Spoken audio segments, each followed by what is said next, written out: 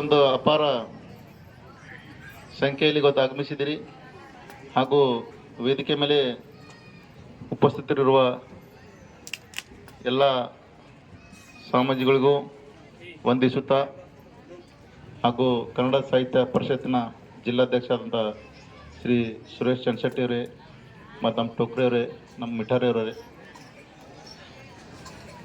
ಪ್ರತಿ ವರ್ಷ ನಾವು ಹುಲ್ಸೂರು ತಹಶೀಲ್ದಾರಾಗಿ ಸುಮಾರು 4.5 ವರ್ಷ ಆಯಿತು. ನೋಡ್ತಾ ಇದ್ದೀನಿ ಇಲ್ಲಿ ಏನು ಶ್ರದ್ಧಾ ಭಕ್ತಿಯಿಂದ ಇಷ್ಟೊಂದು ವಿಜೃಂಭಣೆಯಿಂದ ಅಪ್ಪರು ಹುಟ್ಟುಹಬ್ಬವನ್ನು ಆಚರಣೆ ಮಾಡ್ತಾಯಿದ್ದೀರಿ. ನಿಜವಾಗಿಯೂ ಈಗಾಗಲೇ ಅವ್ರ ಬಗ್ಗೆ ಸಾಕಷ್ಟು ನಾನು ಮಾತಾಡ್ತೀನಿ, ಸಾಕಷ್ಟು ಎಲ್ಲ ವಿಚಾರಗಳು ವ್ಯಕ್ತಪಟ್ಟಿದ್ದಾರೆ. ಏನು ಈ ವರ್ಷ 74ನೇ